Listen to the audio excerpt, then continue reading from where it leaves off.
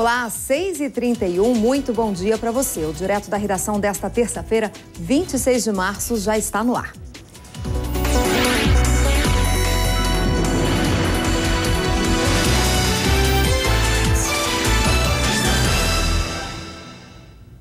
A polícia investiga a relação entre dois arrastões que ocorreram no fim de semana num dos bairros mais luxuosos de São Paulo. Nos dois casos, os criminosos usaram carros clonados idênticos aos dos moradores e tinham informações privilegiadas. Para enganar o porteiro do prédio de luxo, os criminosos usaram um carro semelhante ao de um morador. O funcionário abriu a garagem. Em seguida, foi rendido pelos bandidos. Mais 3 veículos da quadrilha entraram no condomínio. 12 homens armados abordavam quem chegava de carro ou a pé. Um morador que mora comigo, ele foi vítima, ele estava saindo para comer, eles pegaram ele aqui na entrada, teve que entregar celular, carteira. Por sorte, ele tinha saído sem chave, então não sabiam que apartamento que ele era, não puderam subir para assaltar. Mas pegaram outro vizinho de frente que estava chegando e assaltaram o apartamento em frente. 5 apartamentos foram invadidos. Em meia hora, a quadrilha levou dinheiro, joias e relógios. Na fuga, abandonou este carro roubado, que vai passar por perícia. É o mesmo modelo e da mesma cor do veículo usado em outro arrastão, no mesmo bairro, na noite anterior. O porteiro também achou que abria a garagem para um morador. E 10 criminosos entraram. Invadiram 7 dos 12 imóveis. Daqui também levaram joias, dinheiro e 19 relógios de marcas famosas. A quadrilha tinha informações sobre os moradores. Sabia que um dos apartamentos é de uma delegada de polícia que está viajando. Nos 2 casos, os computadores que registravam as imagens do prédio foram levados pela quadrilha. No ano passado, houve 19 assaltos em prédios da capital paulista. Com as prisões de quadrilhas responsáveis por quase todos os casos, a polícia havia conseguido interromper a onda de arrastões. Mas a tranquilidade dos moradores de condomínios durou apenas 4 meses. De fevereiro para cá foram 4 assaltos. A polícia já prendeu os suspeitos dos 2 primeiros casos. Diz ter pistas dos assaltantes deste fim de semana. E alerta os condomínios para terem mais cuidado com a segurança. O porteiro é a grande chave ali do condomínio. Ele tem que identificar cada pessoa. Mesmo que for morador, ele achar que não é. É melhor que ele deixe a pessoa para fora, que a pessoa fique um pouco irritada, do que ele abrir e ser uma quadrilha de malfeitores. E acesse o portal r7.com e veja as dicas sobre como melhorar a segurança nos condomínios residenciais. Vem aí o programa que vai mexer com o Brasil. Got Talent Brasil. Eles estão chegando. Tem muito mais de onde veio, mais beijos, mais. Pra mostrar o que o brasileiro tem de sobra. Sensacional. O programa que é sucesso mundial você só vê aqui. Criatividade. Funk, só que um funk diferente. Alegria. Canta o quê? Música. Jogo de cintura. E claro, muito talento. Tem dançarino, bailarino, tem quem abre espacate, tem ginasta. Capacidade em transformar qualquer apresentação em um grande show. Obrigado, Brasil. Obrigado. Got Talent Brasil, dia 2 de abril. O que não falta é talento aqui. Você não pede por esperar. A neta do pintor Cândido Portinari, Maria Cândida Portinari, de 17 anos, foi encontrada morta no banheiro de casa em São Conrado, no Rio. Segundo o Corpo de Bombeiros, um vazamento de gás do aquecedor de água teria provocado a morte da jovem. O namorado da adolescente precisou ser carregado. Os amigos da escola estavam inconsoláveis. Parentes ficaram muito emocionados. A bailarina Ana Botafogo e o cantor Milton Nascimento estiveram no velório. Maria Cândida Portinari, de 17 anos, é neta do pintor Cândido Portinari.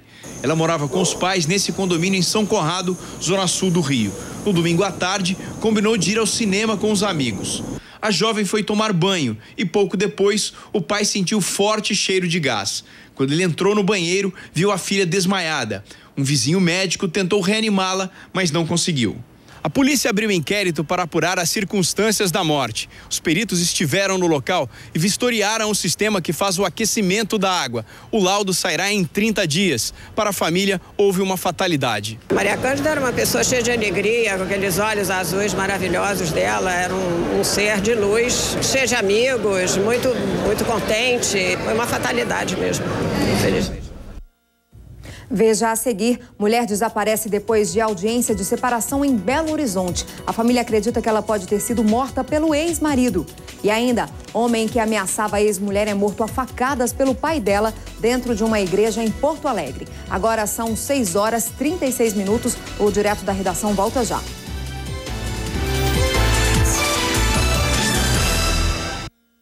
Feirão, até 60% de desconto. Feirão, em todas as lojas de shopping. Feirão Ricardo Eletro.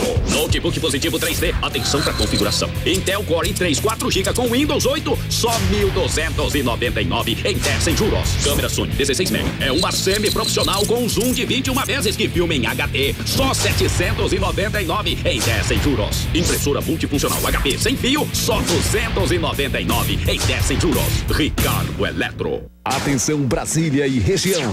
Começa nesta terça, dia 26, mais uma mega inauguração das óticas Diniz, no Pátio Brasil Shopping, 3º piso, Asa Sul, com a presença exclusiva do ator Luciano Zafir. Toda loja com até 50% de desconto. Isso mesmo, a loja inteira com até 50% de desconto. Grandes marcas de armações e óculos solares em 6 vezes sem entrada e sem juros. Brasília e região mais feliz com as óticas Diniz.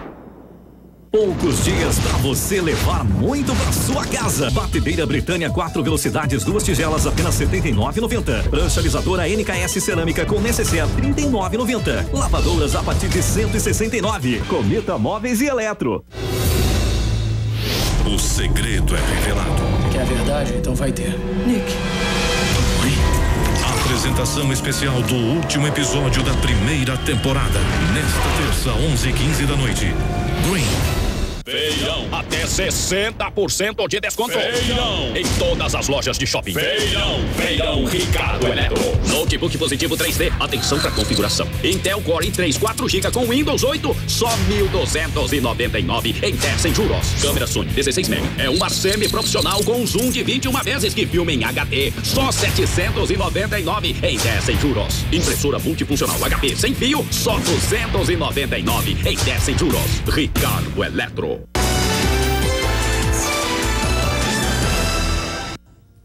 A história é milenar, mas a moda dos egípcios sempre inspirou estilistas e designers através dos tempos. A minissérie José do Egito, da TV Record, confirma essa tendência. As joias dos personagens ganharam as lojas. Para uma egípcia, muitas joias, de ouro, pedras. O excesso é moda. Entre os homens também. José do Egito, o herói da minissérie da Record, vai aparecer coberto do metal precioso. No Egito Antigo, a nobreza reluz. A civilização mais rica da antiguidade podia viver nesse luxo. Como ele é belo. Quero que seja a mais bonita de todas na festa do faraó. O estilo que os egípcios inventaram tanto tempo atrás não ficou ultrapassado. Ele agrada até hoje e está de volta às vitrines. Antes de tudo, peças grandes. Eu sou baixinho, magrinha, eu acho que já chama um pouco mais de atenção pra mim. Dá mais charme, acho que dá um ar sofisticado na mulher, fica bem mais elegante, bem bacana. Muitos maxicolares, uma tendência atual, são inspirados no povo das pirâmides. O telespectador já notou. Os colares e as pulseiras são lindas, maravilhosas, são peças realmente assim deslumbrantes. Essas peças, feitas em acrílico, juntam o novo e o antigo. As criadoras pesquisaram em livros e museus. Com a geometria original, o formato de asas e cobras, elas fizeram uma coleção moderna que olha para o passado. A gente gosta muito de pegar uma referência muito antiga e botar ela num material muito novo, que é o acrílico. Então dá esse choque, né? Que eu acho que é o que atrai muitas pessoas, assim. Veja. Muito lindo mesmo. A minissérie José do Egito vai ao ar às quartas-feiras, às 9h45 da noite, logo depois do Jornal da Record. E tem novidade no jornalismo da Record a partir de hoje à noite. A partir desta terça. É impossível não se emocionar junto com ele. O Jornal da Record passa a contar com todo o talento. Londres volta a ser a sede das Olimpíadas. Essa é a Tóquio pós-terremoto, pós-tsunami. E a experiência de quem acompanhou de perto. O estádio inteiro vibra muito. Os fatos mais importantes de nossa história recente. Qual vai ser a marca do governo? A partir desta terça, Adriana Araújo e Celso Freitas no jornal mais dinâmico da TV, Jornal da Record. Em Macapá, no Amapá, homens acusados de exploração sexual infantil e corrupção de menores vivem em liberdade porque contam com a garantia da impunidade. Na reportagem a seguir, você vai conhecer a história de mães que lutam para que os pedófilos sejam investigados e julgados.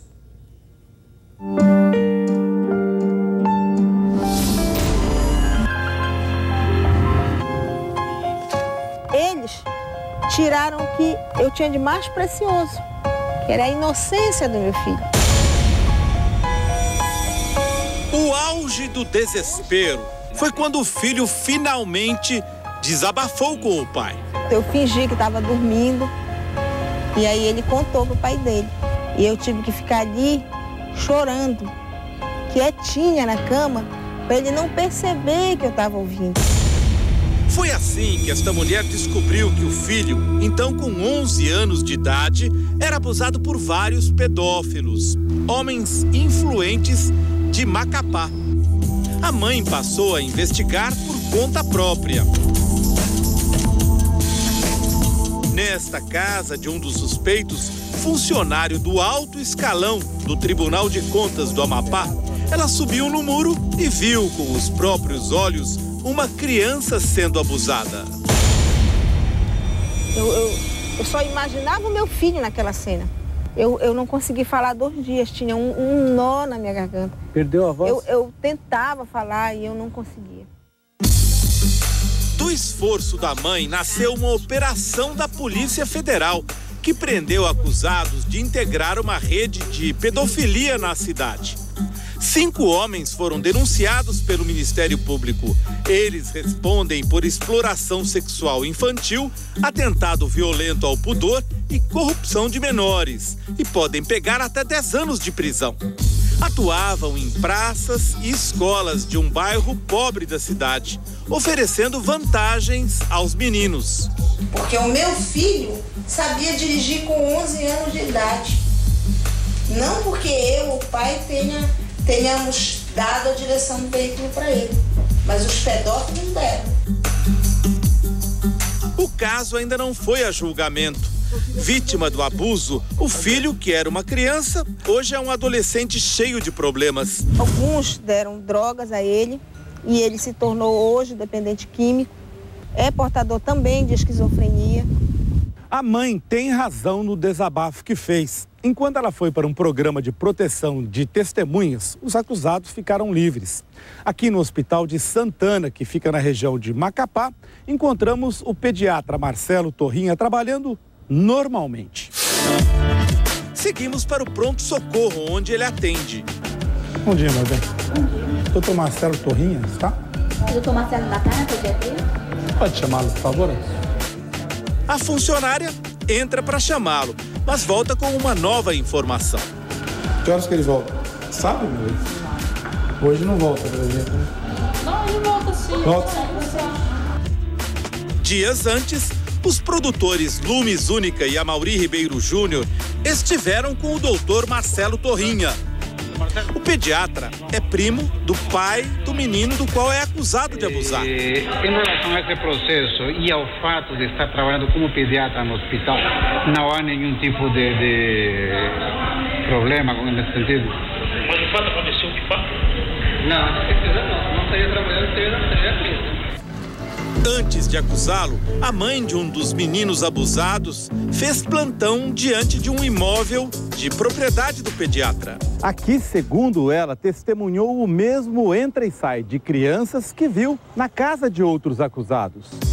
O médico chegou a ser preso, mas acredita que será absolvido. A Polícia Federal chegou a denúncia falsa do meu respeito, né? Tinha o caso de defender em relação à internet, não tinha nada. para a mãe do garoto abusado, todos estão impunes. As pessoas que fizeram mal sequer foram julgadas, mas eu, a minha família e o meu filho já fomos condenados, sentenciados e trancados. Este promotor do Amapá admite que é difícil combater esse tipo de crime quando os acusados fazem parte da elite local. Todos aqueles crimes que envolvam autoridades, que envolvam pessoas de influência, ele não por quem está investigando, mas pelo outro lado, se torna realmente mais difícil da gente combater, vamos dizer assim. Um empresário importante da cidade, 45 anos de idade, descrito na denúncia como um homem rico.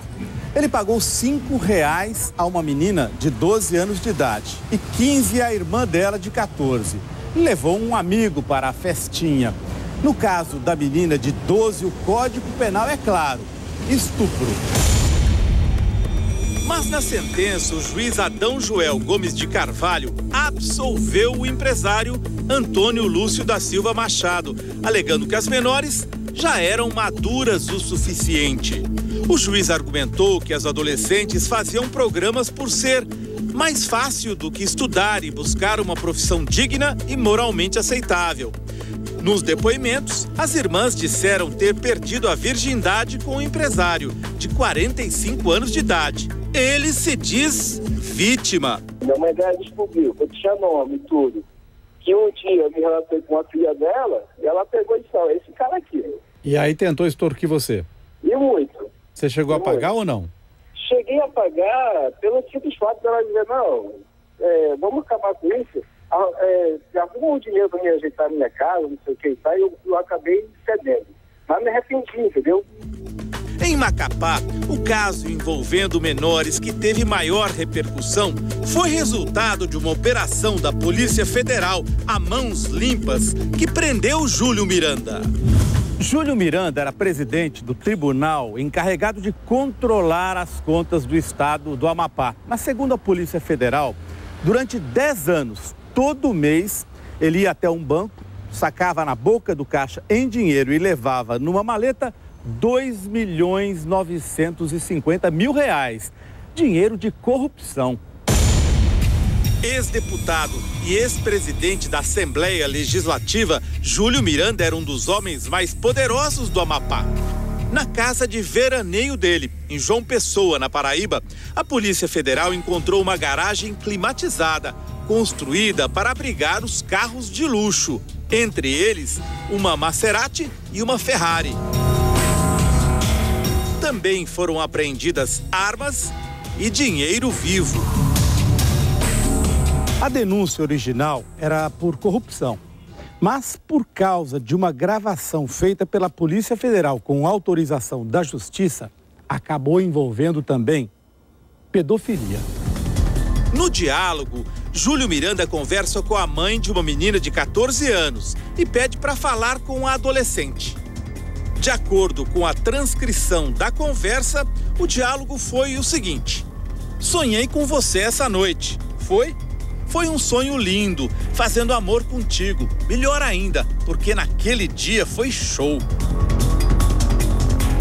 Júlio Miranda foi acusado formalmente de estupro, já que teria se relacionado com a adolescente quando ela tinha 13 anos de idade. Em Macapá, ele mora neste casarão, em um bairro nobre da cidade. Quando estivemos lá, encontramos o presidente afastado do Tribunal de Contas saindo de casa. Ele disse que já se livrou do processo por estupro, que foi arquivado. E a história da menina? Isso aí foi arquivado. Não, já foi arquivado? O Ministério Público chegou à conclusão de que a polícia não conseguiu provas nenhuma, realmente não tinha, um telefonema, e foi arquivado e transitado em julgado. Mas no diálogo mais comprometedor gravado pela Polícia Federal, o próprio Júlio Miranda sugere que teria tirado a virgindade da adolescente.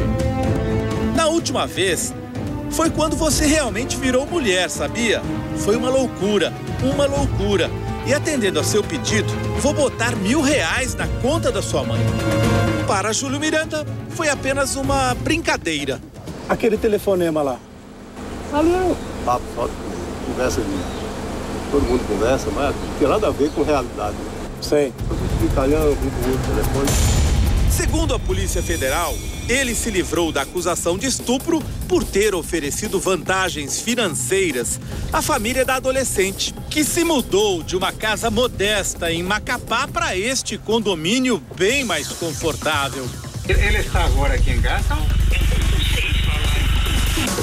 Por vários dias, tentamos contato com a família, mas ninguém quis falar. Foi a senhora que apresentou as meninas pro Júlio dele. Foi? Quem? As meninas que foram aliciadas pelo Tribunal de Contas. Vocês estão doidos, né? Doido não. Vocês vêm pra cá falar desse homem. Esse homem é inocente? Meu Deus do céu, onde é que nós estamos? O advogado de Júlio Miranda diz que as acusações não tinham fundamento. A relação que ele teve com a família, a relação política que vem lá de trás da época que ele era deputado estadual. Nada mais do que isso. Nada mais do que isso. Na garagem do prédio do Tribunal de Contas do Amapá, a vaga do presidente Júlio Miranda continua reservada. Ele nos disse que, por lei, só será obrigado a se aposentar em 2017. Saiu ontem uma notícia de que eu estaria me aposentando no próximo ano. Isso, mentira. Por 70 anos. Só faço 70 anos em 2017. Com a acusação de estupro arquivada, Júlio Miranda agora tem como objetivo retomar a presidência do Tribunal de Contas. Vai responder em liberdade à acusação de ter comandado uma quadrilha que, segundo a Polícia Federal, desviou mais de 100 milhões de reais em dinheiro público. Uma mulher desapareceu depois de uma audiência de separação em Belo Horizonte. A família acredita que ela pode ter sido morta pelo ex-marido, que teria ficado com a filha. Para a família, o marido planejou o crime. Foram inúmeras as ameaças de Manuel Santos à companheira Poliana Monteiro, de 25 anos, segundo testemunhas. Os dois tinham uma filha de 1 ano e 11 meses e as brigas em casa eram frequentes. Batia muito nela, muito ciumento. Ele não gostava que ela cortava nem o cabelo, de tantos ciúmes que ele tinha dela. Depois de muitos desentendimentos que acabaram na delegacia, Poliana pediu a separação.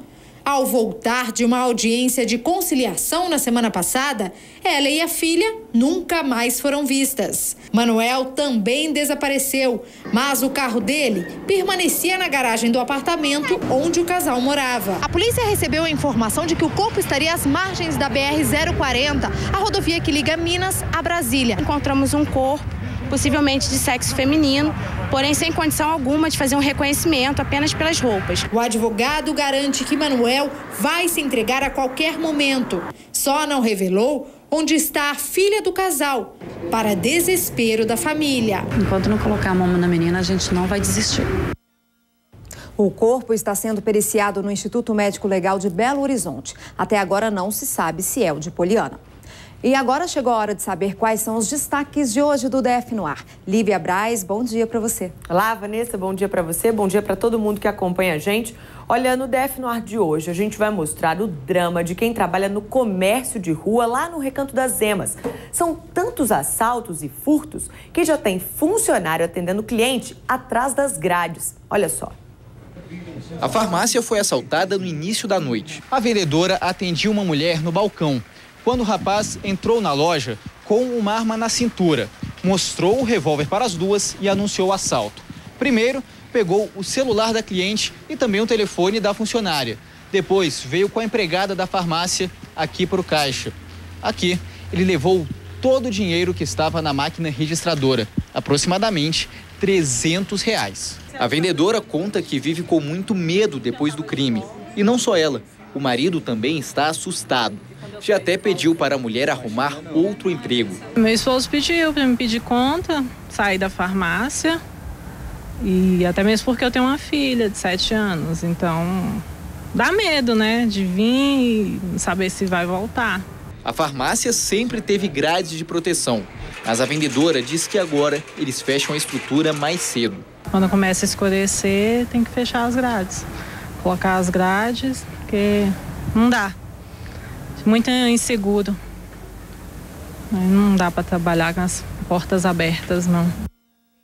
E é isso mesmo, é essa situação que a gente vê lá no Recanto das Emas, Vanessa. Grades e funcionários trabalhando atrás delas, que nem prisioneiros realmente, como se os comerciantes, gente honesta que acorda cedo para trabalhar, fossem os verdadeiros criminosos, né? E olha que ninguém escapa, não. A gente vê imagens aí de lojas de roupas, lojas de presentes, farmácias, como a gente viu, postos de combustíveis, que não é só exclusividade do Recanto das Emas, mas em todo o canto do DF. Ou seja, está complicado da pessoa sair de casa para trabalhar nessa região, viu? E é aquilo que a gente sempre fala aqui, né, Lívia? Parece que são os mesmos bandidos que são presos e depois são soltos. E aí fica nessa bola de neve mesmo. Aí vai para o Recanto das Emas, para outras cidades aqui do DF. E a população tem que viver refém aí, presa atrás das grades. 6h56. Quando a gente pensa que já mostrou tudo de mais errado com relação a infrações de trânsito, a notícia pode ter ainda mais detalhes. Pode mesmo, Vanessa. A história que a gente vai mostrar agora parece até mentira, mas infelizmente é falta de noção mesmo. Olha só. O licenciamento, o IPVA e o seguro obrigatório do carro estão atrasados. O último documento é de 2011. Só em multas vencidas são mais de R$ 1.200. A dívida total ultrapassa mais de R$ 2.400. Sem falar que Paulo Pereira da Silva, de 20 anos, não tem carteira de habilitação. Mas isso não impediu que ele fosse dirigindo a delegacia pagar a fiança do chefe, dono de uma oficina mecânica e que tinha sido preso pouco antes por receptação. Mas na hora de ir embora da delegacia, ao tirar o carro do estacionamento, o motorista acabou não percebendo que aqui, logo após essa rampa, havia uma cancela. Ele então subiu a rampa em alta velocidade e acabou batendo aqui. O delegado, que estava na frente da delegacia, assistiu a tudo e deu voz de prisão ao motorista. Foi contactado o Detran, provavelmente ele vai ser rebocado, né, para o parte do Detran. Tem a situação dele estar sem a documentação em dia, deve receber multa por isso. E olha, além de todos esses problemas de documentação que a gente viu aí, falta de habilitação, muitas multas também, ainda tinham os problemas físicos do carro mesmo. O carro estava com os faróis quebrados, o para-brisa trincado, não tinha maçaneta, ele não tinha sequer chave. Você acredita nisso, Vanessa? Nossa, e o pior assim, que ele teve essa audácia, né, de ir buscar um carro do patrão dele, sem a carteira de motorista, na delegacia. A sorte é que o delegado estava na porta, percebeu toda essa barbeiragem aí e quando foi verificar, constatou que ele estava sem a carteira, né? Agora a gente espera que depois dessa vergonha, que ele entre numa autoescola se ele tiver a intenção de dirigir. Porque o carro já é uma arma na mão de quem tem a carteira de motorista, que já passou pela escola, viu todas aquelas regrinhas. Imagina quem não tem. Pois é. 6h58 e mais um caso de afogamento em área rural do DF. Dessa vez a tragédia foi em Planaltina e a vítima, um adolescente. Sérgio Júnior, de 14 anos, estava brincando nesta área com 2 primos quando decidiu nadar no poço que fica ao lado da casa. Ele se afogou. Testemunhas disseram que um parente ainda tentou socorrer o jovem. Assim que ouviram os pedidos de socorro, os moradores ficaram desesperados e ligaram para os bombeiros. O helicóptero da Record flagrou o momento exato do resgate. Homens dos bombeiros e também do SAMU prestaram os primeiros socorros. Eles fizeram massagem cardíaca para salvar o menino. Passaram 1 hora tentando reanimar Sérgio, mas ele não resistiu. E olha, Vanessa, não foi por falta de aviso, viu? O tio desse rapaz, desse adolescente que brincava nesse poço, que era, na verdade, um criatório de peixes, que a gente vê aí, tem até água turva, né? Um pouco, não é tão límpida assim essa água. Sempre alertava os meninos, que ele não brincava sozinho, brincava com outros adolescentes, outras crianças ali nesse local.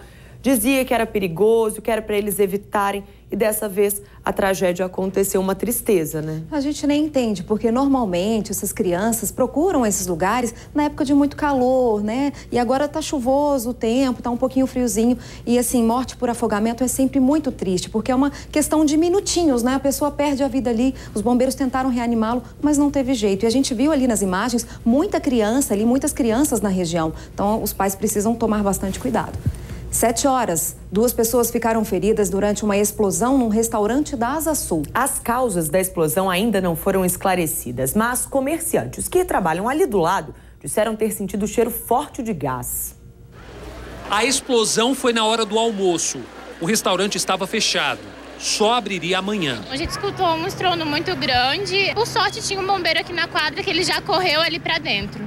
E aí saíram 2 pessoas, uma pessoa muito queimada e a outra teve fratura, machucou a cabeça porque o impacto da explosão foi tão forte que ele foi arremessado, todos 2. Acabei de chegar no serviço, quando eu olhei para cá e vi aquela explosão, tudo branco, vidro voando para todo lado e as pessoas correndo, tirando o carro. Um funcionário da área administrativa estava dentro do restaurante. Foi Francisco que ajudou a socorrer o rapaz. Quando eu colocava água, descia a pele dele junto, de um lado e do outro. O rosto dele também, o cabelo bastante queimado. Aqui do lado, também bastante queimado, descendo a pele dele e eu jogando água. Um homem que tinha acabado de almoçar e passava pela calçada também foi atingido. Ele teve alguns cortes nas pernas. Precisou ser levado de ambulância para o Hospital Regional da Asa Norte. O dono do restaurante ao lado se assustou com o barulho da explosão. Foi um estrondo muito grande. Dá a impressão que estava caindo um prédio de uma vez. E pelas dimensões desse acidente, dessa explosão, poderia ter sido muito pior se esse restaurante que seria inaugurado hoje já estivesse funcionando.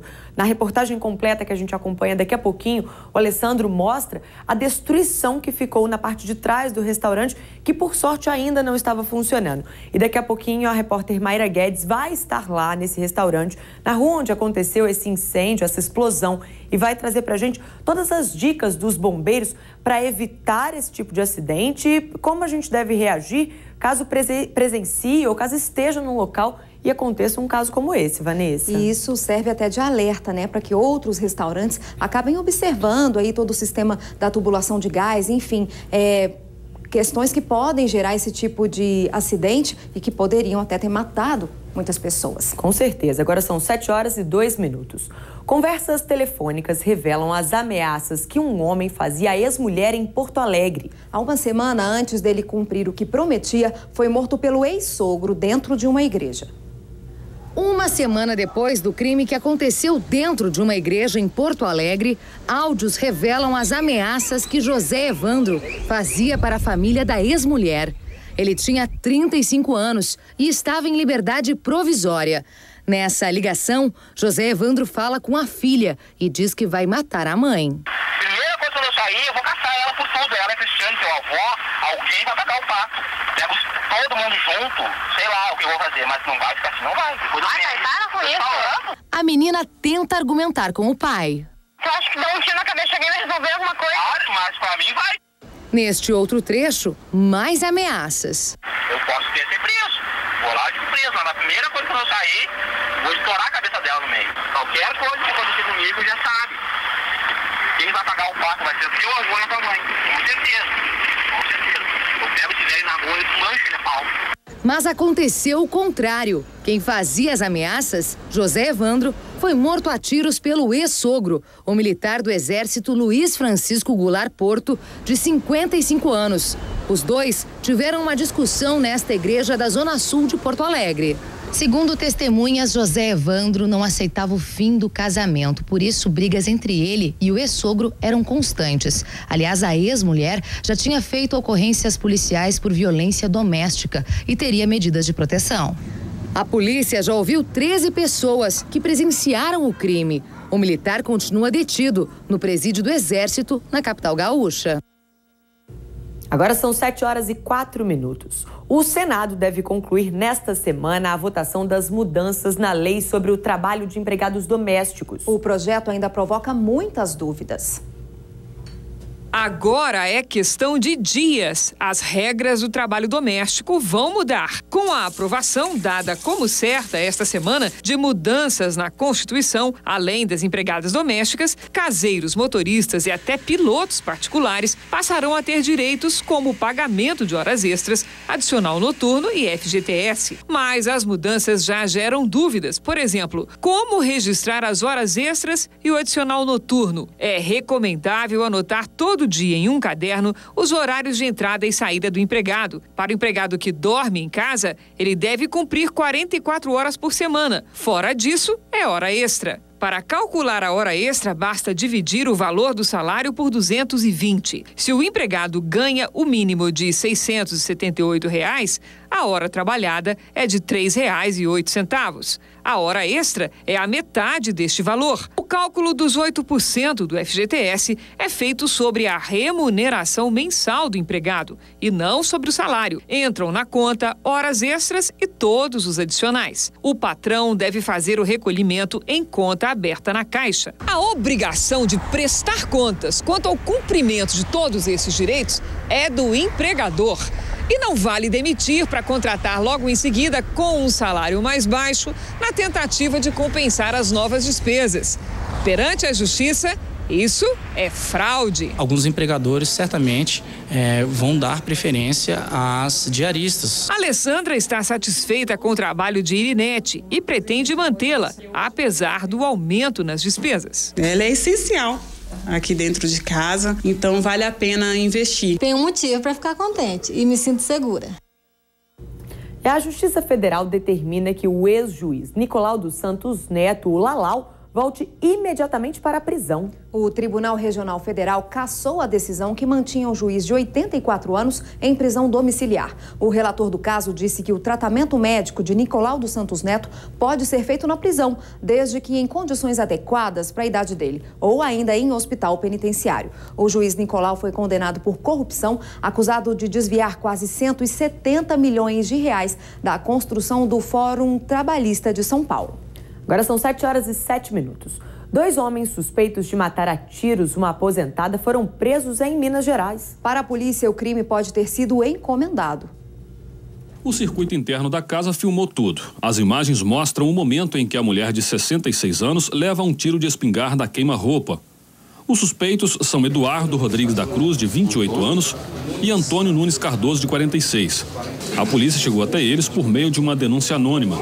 Na delegacia, eles disseram ter ido à casa da aposentada para roubar e que o tiro que matou a fazendeira foi acidental. Sem intenção nenhuma, eu queria fazer aquilo. A professora aposentada Maria das Dores Andrade Ruas foi morta em junho, quando chegava à sede da fazenda. Apesar de apresentar esses 2 suspeitos, a polícia informou que ainda não encerrou as investigações e nos próximos 30 dias, outras pessoas podem ser citadas no processo. O delegado que apura o caso tem certeza de que os 2 homens apresentados são os criminosos e não descarta a possibilidade de o crime ter sido encomendado por causa de uma disputa de terra. Vamos fazer o cruzamento de todos os dados desses executores com as pessoas que foram investigadas durante o crime, para a gente esclarecer tudo, agindo da maior transparência possível. A família ficou aliviada com a prisão. A gente tem essa folga de estar hoje sabendo que pelo menos a polícia está fazendo o seu trabalho, está realizando e está dando respostas para a gente do que aconteceu com o assassinato da minha mãe. 7 matadouros clandestinos oferecem risco à saúde pública na cidade de São Cristóvão, na região metropolitana de Aracaju. Nossos repórteres flagraram o transporte inadequado da carne. As partes de um boi abatido ficam jogadas na carroceria da caminhonete. Carne que terá como destino final o consumidor. O risco de contaminação é enorme. O transporte irregular foi flagrado por nossa equipe em São Cristóvão, na região metropolitana de Aracaju. O responsável desconversa. Carne de origem boa? Boa, garanto. Isso é garantido? É, de origem boa é. Não é de qualquer matador assim, feito caseiro, não? Não, não é não. De origem boa. Este é um problema antigo da região, que se agravou com o fechamento do matadouro municipal há quase um ano. O local já não oferecia as mínimas condições de estrutura e higiene para o abate de animais. No mesmo período em que as atividades por aqui foram suspensas, o juiz Manuel Costa Neto proibiu a entrada de carnes de origem duvidosa aqui no município. Só que uma decisão logo depois do presidente do Tribunal de Justiça à época modificou esta medida. Com a liberação que está acontecendo, estão entrando nas feiras e no mercado de São Cristóvão carnes de toda espécie. Animais que são mordidos de cobra, animais que são mortos por doença. 7 matadouros clandestinos já foram identificados na cidade. Um relatório da Secretaria Estadual do Meio Ambiente apontou diversas irregularidades. Os comerciantes de Salvador, capital baiana, estão assustados com o crescimento do número de assaltos. Em 7 dias, uma única loja foi invadida 2 vezes. A violência, o medo fazem parte do dia a dia deste comerciante. Teve arrombamento, teve assalto, teve agora, na última Última semana, na sexta sofri um, na segunda outro. Nem as 16 câmeras de segurança impediram os bandidos. Mesmo sabendo que está sendo filmado, este homem invade armado a loja. Leva os celulares dos clientes e todo o dinheiro do caixa. Desesperada, a funcionária pediu demissão. 2 dias depois, novo assalto. Arma na mão, clientes reféns e mais uma vez o caixa ficou vazio. A rua onde fica a loja é uma das mais movimentadas da Liberdade, bairro populoso de Salvador. Aqui, quase todos os comerciantes já foram assaltados. Mas não é só nessa rua, nesse bairro. Em média, 4 lojas têm os caixas limpos por dia na capital baiana. Do outro lado da cidade, também em uma rua lotada, o alvo é o mercadinho. Como na maioria dos casos, eles agem em dupla. Enquanto um vigia, o outro pega o dinheiro. Só em janeiro, a polícia registrou 118 assaltos, um aumento de 10% em relação ao mesmo mês do ano passado. Uma volta nas ruas e é fácil ver, o medo é enorme. Eu dentro da loja e os caras chegou para nos assaltar. Por mais segurança que tenha na loja, a gente não confia. Agora 7h11. A pequena e tranquila cidade de Conquista, no Triângulo Mineiro, está assustada com uma sequência de crimes praticados por um adolescente de 14 anos. Ele tem uma longa ficha na polícia e já foi apreendido 13 vezes. A família de Vanise é a vítima desta vez. Ele foi lá para matar mesmo, ele acordou nesse dia disposto para matar alguém. E as vítimas foram minha mãe e minha avó. Hilda dos Santos Rodrigues, de 71 anos, e a filha dela, Denise Rodrigues, de 51, foram mortas em casa. A arma usada no crime foi roubada pelo adolescente desta base da Polícia Militar no centro da cidade de Conquista. Armado, o adolescente invadiu a casa de Hilda, que fumava na entrada da sala, para roubar o carro da família. Ela foi baleada e não resistiu. Ao ouvir os tiros, a filha dela saiu do quarto, foi atingida e morreu no local. Para ele é uma atitude normal. Segundo ele diz que isso acontece. O adolescente fugiu com o veículo, mas foi capturado a 20 quilômetros do local do crime. Segundo a polícia e moradores da cidade, o garoto de 14 anos é usuário de crack. Desde que foi apreendido pela Polícia Militar por uma questão de segurança, o adolescente aguarda a decisão judicial em uma cela aqui na cadeia de Conquista. Ele deve ser transferido para um centro de internação em Araxá ou Uberaba nesta terça-feira. Ele já disse que ele não se arrependeu e que ele vai ficar lá dentro e ele vai sair pior. Que absurdo.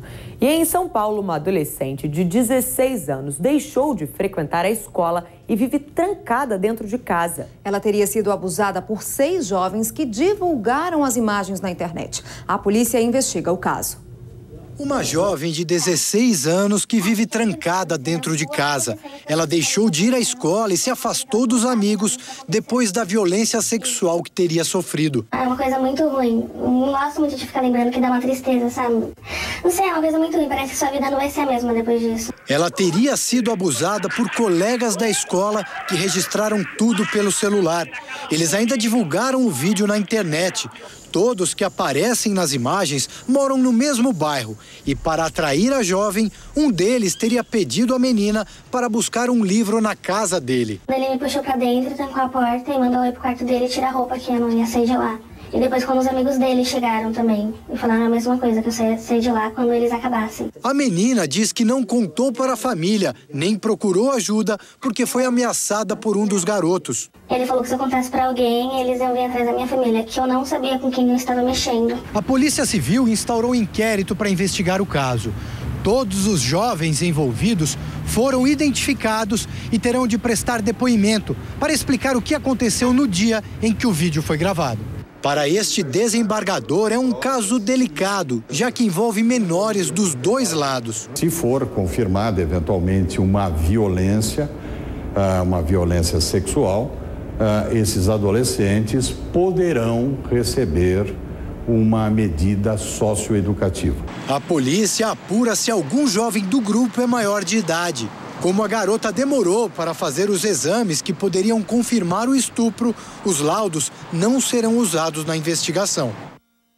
Se essa história se confirmar realmente, é uma verdadeira né, um tragédia, verdadeiro absurdo, né? uma tragédia, porque a menina já ser violentada sexualmente e ainda ser exposta na internet, ter essas imagens expostas na internet, é um absurdo.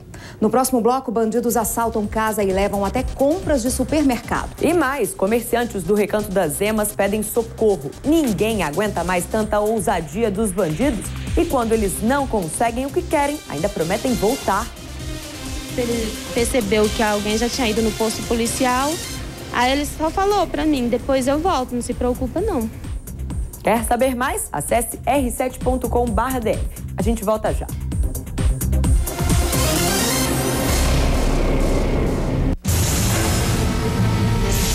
José não aceita ser escravo e desperta a raiva de um novo inimigo. Você é um homem livre? Nesta quarta, 9h30 da noite. Então arrume o que comer. José do Egito. DF no ar. Oferecimento. Agricampo, da cidade ao campo a mais completa, CIA Quadra 5C. Poucos dias para você levar muito para sua casa. Batedeira Britânia 4 velocidades, 2 tigelas, apenas R$ 79,90. Escova modeladora NKS, somente R$ 24,90. Ferro Black & Decker seco, R$ 34,90. Cometa Móveis e Eletro. Meu nome é Márcia, tenho 2 empregos, vou de bicicleta para o trabalho. A ciclovia é tudo para mim. Nós temos um meio de segurança agora para a gente usar e agora eu sei que eu vou voltar segura e não vou ser atropelada. A Márcia e muitos brasilienses aprovaram as novas ciclovias e muitas outras virão por aí. Elas fazem parte do programa Acelera DF, que vai investir 1,9 bilhão em obras para trazer mais desenvolvimento para o futuro das nossas cidades. Aqui em Ceilândia, o GDF está chegando junto na qualidade de vida. E na geração de empregos também. Nos últimos 2 anos, mais de 100 mil empregos foram gerados. E com as 184 obras do Acelera DF, não vai faltar trabalho, principalmente na construção civil.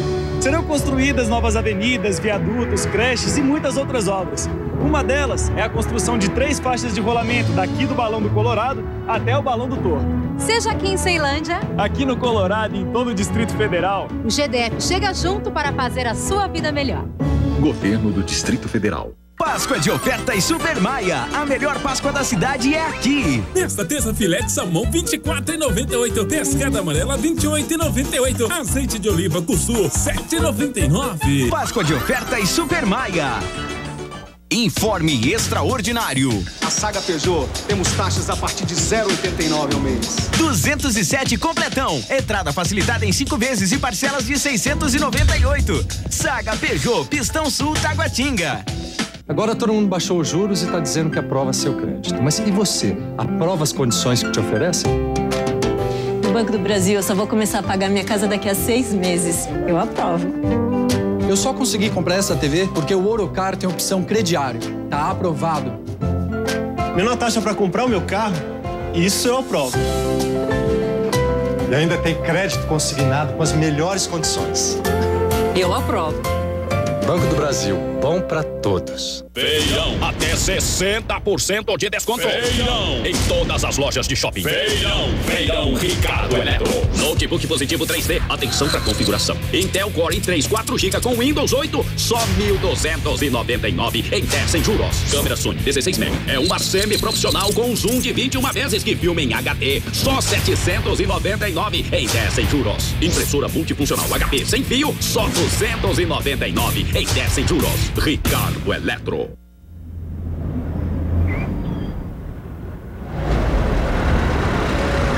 O número de candidatos às melhores universidades brasileiras é cada vez maior que o número de vagas disponíveis. Quem faz o ensino médio no Leonardo da Vinci, emplaca. Leonardo da Vinci, a escola da sua vida. Filha, que cara é essa? Amanhã é o dia. Ai, mãe, tô com uma dor. Esse comprimido não. Advil? Advil. Ele é líquido, bem mais rápido que esse seu aí. Advil age no foco das dores de cabeça, nas costas e musculares. Estudo clínico demonstrou que Advil é ainda mais rápido, agindo a partir de 10 minutos. Tudo isso com apenas uma cápsula.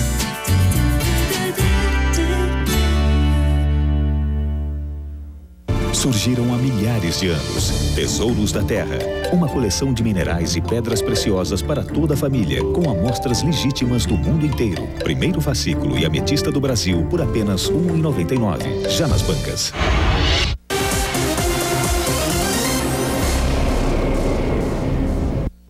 Estamos de volta agora às 7h20. 45 mil comprimidos de êxtase foram apreendidos no aeroporto. A apreensão acendeu um alerta. É cada vez maior o consumo de drogas caras pelos jovens de classe média aqui de Brasília. A maioria dos adolescentes já ouviu falar. É uma pastilhazinha, não é? Uma droga. Uns souberam de colegas que usaram. Estudava ali na Asa Norte, no noturno, o pessoal gostava muito dessas festas, mas nunca tive contato mesmo com a droga, só ouvi falar. Segundo a Polícia Federal, traficantes têm investido cada vez mais na venda de drogas sintéticas como o êxtase. E geralmente a droga chega ao Brasil vinda da Europa. Nesta segunda-feira, um homem foi preso em flagrante ao desembarcar no aeroporto de Brasília.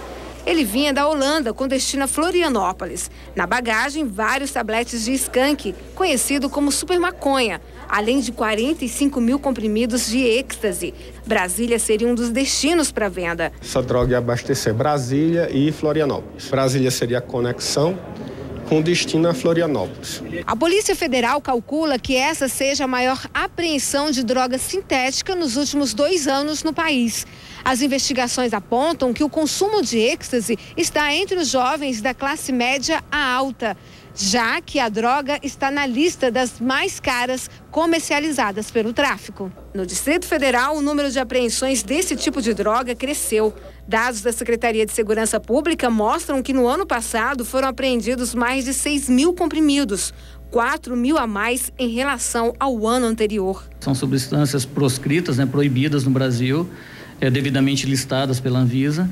E quem for pego traficando, vendendo isso, de qualquer modo botando isso para o consumo, é um traficante. Vai ser enquadrado como um traficante. Vai estar sujeito a uma pena de 15 anos de reclusão. Agora são 7h22. Bom, gente, a Semana Santa está chegando e nada melhor do que conversarmos um pouquinho sobre solidariedade. E olha que é um tipo de solidariedade que não custa nada, só um pouquinho do seu tempo.